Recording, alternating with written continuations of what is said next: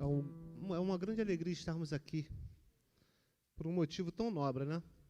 Motivo de agradecermos ao Senhor como igreja, como cristãos, né, por tudo que o Senhor tem feito por nós. Amém? Queria convidá-los a abrir no texto de Lucas, capítulo 17. Pode deixar aberto você que está com a sua Bíblia. E antes de fazermos a leitura, vamos orar ao Senhor? Pai Santo, obrigado, Senhor, por esse dia em que reservamos para estarmos como igreja, agradecendo pelas suas grandes misericórdias por nós. Pai Santo, receba o nosso louvor, receba a nossa adoração, receba o nosso culto. Estamos aqui por Ti, Senhor. O Senhor nos alcançou, o Senhor nos amou, o Senhor nos resgatou. Pai Santo, desenvolva em nós, nos ajude, ó Pai, a desenvolver um coração grato, um coração temente a Ti, um coração que se alegra em Ti, Senhor, acima de qualquer coisa. E pedimos que por Sua palavra, Senhor, venha falar aos nossos corações. Diga isso ao Senhor: Senhor, venha falar ao meu coração. Amém, Senhor. Oramos em nome de Jesus. Amém. Antes de lermos, queria que você imaginasse comigo, né, por um momento. Imagine você vivendo a sua vida ou morando num lugar lindo, né, com sua família, seus filhos, seu cônjuge, vivendo a vida da melhor forma possível até que algo acontece. Até que a sua vida experimenta de um acontecimento que faz tudo mudar. Você não se lembra exatamente o que aconteceu, porque muito tempo já tenha se passado, mas apareceu uma mancha estranha na sua pele, ou você começou a perder sensibilidade em algumas partes do seu corpo, sabe? Começou a ter uma sensação que algo não estava bem, que algo estava fora do lugar, mas em determinada hora da sua vida, esse evento, essa sensação, fez tudo mudar. E se fosse nos dias de hoje, você seria levado ao médico, né? Mas no tempo das Escrituras, né, do Novo Testamento, no tempo que Jesus veio a este mundo, né, você seria levado ao sacerdote. O sacerdote para diante de você, analisa a mancha da tua pele, analisa o seu testemunho sobre o que está acontecendo, e com a sobrancelha cerrada, olhando a você, para você, ele diz: impuro. Essa palavra mudou tudo. Essa palavra arrebentou com a sua vida. Essa palavra veio com um impacto tão forte que mudou toda a sua história. Naquele instante, tudo o que você conhecia, tudo o que você tinha foi arrancado de você. A sua casa, a sua esposa ou o seu marido, os seus filhos, o seu trabalho, o seu nome, você não era mais nada, você não tinha mais nada, você era apenas alguém impuro, era apenas um leproso. Então você é levado para fora da cidade, era assim que as coisas aconteciam. Você é proibido de continuar na sua casa, você é proibido de continuar convivendo com pessoas, você é levado para um lugar de exílio, um lugar de separação, um lugar de isolamento. E no caminho você já começa a lidar com a realidade do que você está enfrentando, porque as pessoas gritam para você: impuro, não chegue perto, ele vai contaminar a gente, saia daqui, saia de perto. Os dias se passam. Você não mais tenta lembrar daquele tempo de glória, de fartura, mas o que se torna muito importante é conseguir lembrar do último abraço que você recebeu, porque você já não sabe mais quando foi. E você descobre que aquela condição, você descobre que a lepra não machuca só a pele, ela corrói a alma, porque ela te coloca num exílio vivo, ela te coloca numa situação de estar respirando, mas estar separado de tudo que é importante. É um tipo de coisa que a pessoa continua vivendo estando morto. É o tipo de coisa que faz você perder tudo que vale a pena para viver. Você está vivendo num lugar de exílio, numa situação deplorável, e conhece outras pessoas que estão na mesma realidade que você, que estão tendo o mesmo destino. Uns, com o passar do tempo, não resistem à doença e morrem, mas alguns permanecem. Na verdade, você tem um grupo de 10 pessoas que permanecem. Você é uma delas, um entre esse grupo de 10. 10 vidas, 10 pessoas que restam, pessoas com histórias partidas, pessoas que compartilham as suas vidas, as suas vagas lembranças, né, contando sobre a esposa que perdeu, contando sobre o prazer de poder ouvir a sua filha que cantava muito bem, que o prazer de ouvi-la você não mais tem. Você ainda, um deles podiam estar relatando, sabe, não sei se vocês têm isso ou têm, quando você tem a lembrança do cheiro de alguma coisa, do cheiro do bolo que a mãe faz, do cheiro do bolo da avó. Isso tudo foi tirado de vocês. E essas 10 vidas compartilham memórias que se tornam tristeza porque eles não podem mais resgatar a vida que tinham. Essas memórias é tudo que restava. Aquelas pessoas se agarram a elas. Não para simplesmente conseguir resolver essa situação, porque tem memórias que são boas, mas não amenizam as dores. Então, diante dessa vida de lamento, diante dessa vida de frustração, um de seus companheiros chega correndo, esbaforido, sabe, cansado, dizendo: olha, um tal de Jesus está vindo. Jesus está passando aqui perto da gente. E por um momento, pela primeira vez em muitos anos, acende uma fagulha de esperança no seu coração. Acende uma fagulha que diz a você: olha, de repente, sabe, as coisas podem mudar. Claro, vocês não podem chegar perto, a lei proibia. Não podia se chegar perto de ninguém. Mas esse grupo permanece à distância, como sempre. E juntos levantam a voz dizendo: Jesus, Mestre, tem misericórdia de nós. Vocês não pedem, em primeiro lugar, cura. Vocês não pedem uma transformação, uma reviravolta de vida. Só pede por misericórdia aquele que sabe a desgraça que está vivendo. Só clama por misericórdia aquele que consegue olhar para si e enxergar a sua própria ruína. E foi por isso que eles pediram. Não por prosperidade e riqueza, mas clamaram por misericórdia. Porque eles já tinham perdido tudo. Jesus olha para esse grupo, Jesus olha para vocês, estamos imaginando pertencer a esse grupo, não como as pessoas olham, não com aquele olhar de desprezo, não com aquele olhar repulsivo, mas ele olha com um olhar diferente, ele consegue ver o que ninguém pode ver. E com uma frase tão simples, a sua história começa a mudar. Jesus simplesmente diz: vão e apresentem-se aos sacerdotes. Ele não dá muita explicação, ele não fala sobre métodos, não fala sobre nada. Mas essa frase simples de Jesus tinha um significado. Para Jesus, vocês, aquele grupo, já estava limpo. E simplesmente, sem receber muitas informações e explicações, vocês decidem obedecer, vocês começam a andar, percebem que foram alcançados pela misericórdia, que receberam a misericórdia que pediram. E a cada passo, algo acontece.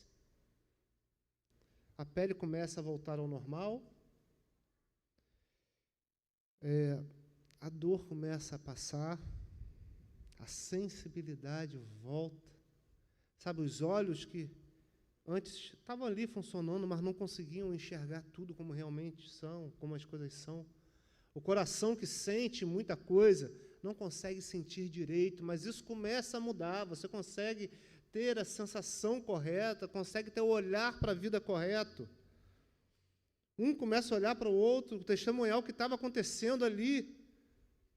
percebendo que todos estavam sendo curados, livres, restaurados, todo mundo começou a ficar alegre, pensando que poderiam voltar para sua casa, para suas famílias, pensando em tudo que poderia ser recuperado, tudo que estaria esperando para acontecer. E, naturalmente, como todos nós faríamos, né, iríamos voltar correndo. A alegria é esse grande combustível para as nossas pernas, né? A gente começa a correr, começa a ter muita energia, né? A gente tem um combustível que é indizível. Um faz pensando na esposa, um faz pensando na filha, o outro faz pensando na vida que vai ser restaurada. Mas apenas um entre os 10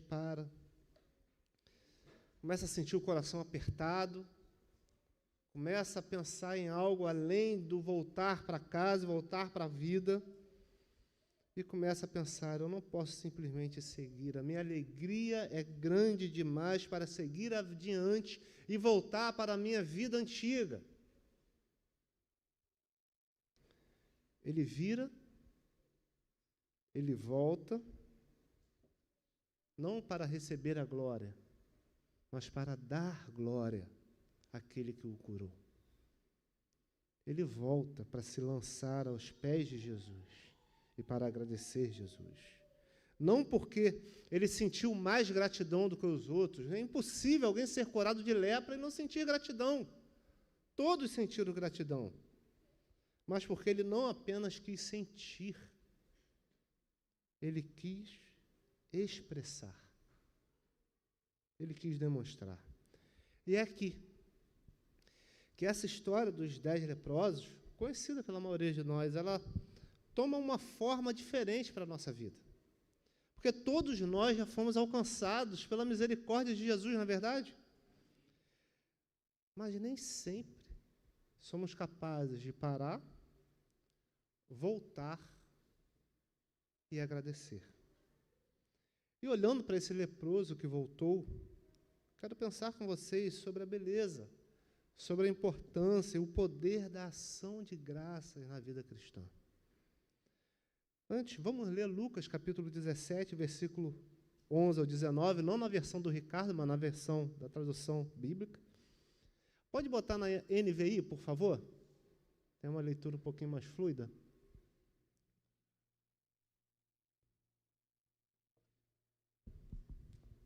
Consegue trocar aí? Eu vou lendo. A caminho de Jerusalém, Jesus passou pela divisa entre Samaria e Galiléia. Ao entrar num povoado, 10 leprosos dirigiram-se a ele, ficaram a certa distância e gritaram em alta voz, Jesus, mestre, tem piedade de nós. Ao vê-los, ele disse, vão mostrar-se aos sacerdotes. Enquanto eles iam, foram purificados. Um deles, quando viu que estava curado, voltou louvando a Deus em alta voz. Prostrou-se aos pés de Jesus e lhe agradeceu. Este era samaritano. Uma nota importante aqui que o escritor traz para a gente. Versículo 17, Jesus perguntou, não foram purificados todos os 10? Onde estão os outros 9? Não se achou nenhum que voltasse e desse louvor a Deus, a não ser este estrangeiro. Então ele lhe disse, levante-se e vá. A sua fé salvou você. Amém? Eu esqueci os slides, né? Eu entendo, né? Noite sem dormir, muita coisa acontecendo na minha vida, ajudaria a gente, mas enfim. A ação de graças, tá? É uma disciplina indispensável na vida cristã. Né? Repete isso, a ação de graças é uma disciplina indispensável na vida cristã. E decoraram a frase inteira. A ação de graça não é um adorno, não é um plus, né? Não é um complemento que, olha, você pode ter ou não, não. Ela é parte essencial da vida cristã. Né? Toda súplica, todo louvor deveria ser acompanhada de gratidão, amém? O apóstolo Paulo mesmo, a escrever aos Filipenses, né? Falando sobre oração, Filipenses capítulo 4, versículo 6, dizendo assim, ó, não fiquem preocupados com coisa alguma. Né? Quantos aqui cumprem isso? Não ficar preocupado com coisa alguma. Isso aí, ó. Mas em tudo sejam conhecidos diante de Deus os pedidos de vocês, pela oração e pela súplica com o quê? Ações de graças. Então, a ação de graça é mais do que sentimento, é reconhecimento.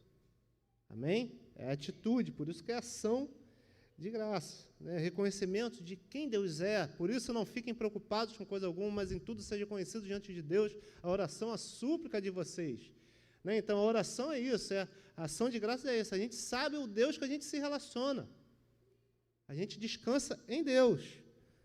Não é um sentimento de negação dos problemas, né? Não é tudo está ruim, você não, vou viver como vou me abstrair, vou pensar em nada e as coisas não vão me acontecer. Não, não é isso. Pelo contrário, é ter consciência da realidade, mas saber quem é o Deus que muda toda a realidade. Amém? Por isso, Davi, ele faz essa oração, um tipo de oração que ele fala com a própria alma, no Salmo 103, versículo 2, quando ele diz: bendize, ó minha alma, ao Senhor, e não te esqueças de nenhum só de seus benefícios. Esse versículo aqui você vai falar quando terminar o seu testemunho, amém? A gente vai deixar na tela aí, ó. Terminou o testemunho, bendiga minha alma ao Senhor e não se esqueça de nenhum só de seus benefícios. O esquecimento aqui, ele está ligado a algo que nenhum de nós gostamos de admitir que somos. Esquecimento está ligado à ingratidão. Ingratidão. E o problema é que a Bíblia não trata a ingratidão como sendo algo qualquer, algo simples. A Bíblia trata a ingratidão como sendo um pecado grave. Por exemplo, a ingratidão é a marca dos pagãos. Romanos capítulo 1, versículo 21, o apóstolo Paulo fala: tendo conhecimento de Deus, ou seja, diante da revelação natural de toda a criação, toda a natureza, toda a ordem natural, as pessoas olham e não reconhecem Deus como Deus, não glorificam Deus pelas suas obras e não lhe deram graças. Romanos 1, 21, isso aí, ó, nem lhe deram graças. Ou seja, a falta de ação de graças é desonra. A falta de ação de graças é desonra. Honra e gratidão podem ser distinguidas, mas não podem ser separadas. Amém? Então, tudo que somos e tudo que temos vem das mãos do nosso Senhor. Amém ou não? Você crê nisso ou não? Não agradecer é desprezar quem o Senhor é, o que Ele faz, é desprezar a bondade do Senhor, para exaltar a nós mesmos. Tiramos Deus do centro e nos colocamos no centro, nos tornamos ingratos e nos esquecemos ou reduzimos aquilo que Deus tem feito por nós. Segundo ponto sobre a ingratidão, se a ingratidão é a marca dos descrentes, dos pagãos, ela também é a marca dos apóstatas. Os apóstolos são aqueles que viviam entre os da fé, mas se desviam do caminho. Né? Se de um lado os pagãos nunca pertenceram ao povo de Deus, os apóstolos já pertenceram aqui. A situação não é ganhar ou perder salvação, mas é aquele que vivia entre o povo de Deus e muda o seu caminho, sai fora. Característica desses é o esquecimento. É a ingratidão. Eles perdem a memória das obras de Deus. Vivem como se Deus nada tivesse feito. São pessoas que receberam misericórdias e graças do Senhor, mas eles não se lembram. Isso não mais afeta o coração. Os apóstolos. Na cura aqui dos 10 leprosos, temos esse contraste de gratidão, né, gratidão sentida e gratidão expressa. Né?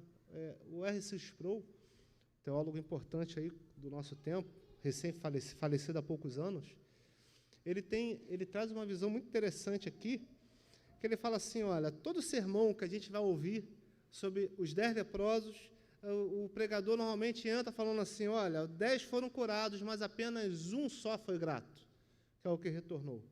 Mas ele fala, que é onde eu comecei falando, ele fala que isso é impossível, não tem leproso que seja curado que não se sinta grato.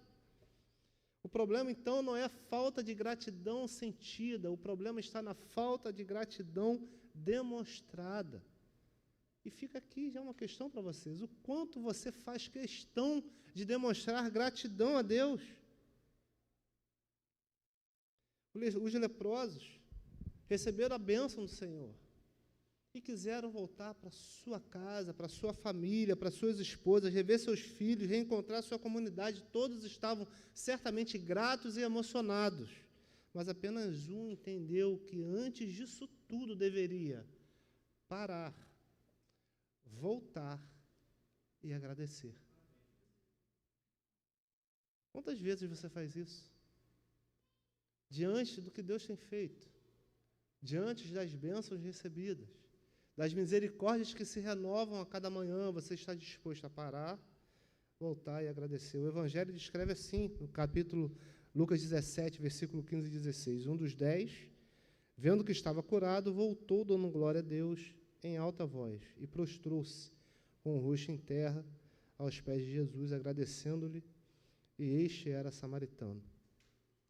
Ele sentiu gratidão como todos os outros, amém? Mas ele expressou. A lição é clara. Sentir gratidão não basta, gente. Estar emocionalmente impactado não basta. O cristão, ele precisa expressar gratidão. Ele precisa testemunhar em favor do Senhor. Amém? A ação de graças é sempre esse tipo de interrupção da vida. É um parar, voltar para expressar o nosso amor por Jesus, a nossa gratidão. O cristão imaturo é caracterizado pela sua memória curta. Se esquece com frequência dos benefícios do Senhor. O cristão imaturo, ele vive dominado pelos seus sentimentos. Ele vive numa espécie de montanha-russa espiritual, já viu? Quando está muito alegre, sente que Deus está perto. Quando está muito triste, sente que Deus está longe. Quando você vê muito abençoado, Deus me ama. Quando você vê pouco abençoado, acho que Deus me odeia. Ele está sempre marcado por altos e baixos. Seu culto, a sua obediência é sempre marcada pelo seu pico emocional. Ele vive de experiência em experiência, mas não através da memória de graça. Quando não recordamos o que Deus já fez, nos tornamos voláteis. Nos tornamos instáveis e inconstantes. O cristão maduro, ele aprende, ao contrário disso, ele aprende a olhar para trás e dizer, ele foi fiel. E isso basta por hoje. Mesmo quando as coisas estão ruins, mesmo quando as coisas estão difíceis, o cristão maduro, ele olha para o que o Senhor fez por meio de Jesus Cristo e diz, isso é o bastante para mim. Tenho muito ao que agradecer ao Senhor. Aqui está, talvez, uma afirmação muito forte, né? Já digo, não fui eu que escrevi, né? Foi uma outra pessoa, foi o Sproul. Então, deixa que as palavras dele incomodem vocês. Ele diz assim, se Deus nunca mais respondesse a uma única oração sua, nunca mais nos desse um vislumbre de sua glória, nunca mais acrescentasse em nenhuma bênção sequer, ainda assim teríamos motivos suficientes para passar a vida inteira agradecendo? Por quê? Porque Ele já fez tudo em Cristo, e isso é mais do que suficiente. Recebemos perdão dos nossos pecados, recebemos reconciliação, fomos adotados como seu filho, temos a promessa da vida eterna, temos a presença do Espírito Santo que vive em nós e entre nós. Nós vivemos milhares e milhares de misericórdias a cada dia. Mas o grande fato é, Ele continua a nos abençoar e nos dando porções de graça e bênçãos a cada dia. Mas uma questão fica, a sua vida, ela é marcada por ação de graças ou ela é marcada por esquecimento, fragilidade ou sentimentos que vão de alto a baixo a todo momento? Concluindo, então, nossa breve reflexão. A ação de graças é a disciplina que transforma o coração em direita vida. É um antídoto contra o orgulho, contra o esquecimento e contra a imaturidade. É a resposta natural de quem entende que tudo vem da graça.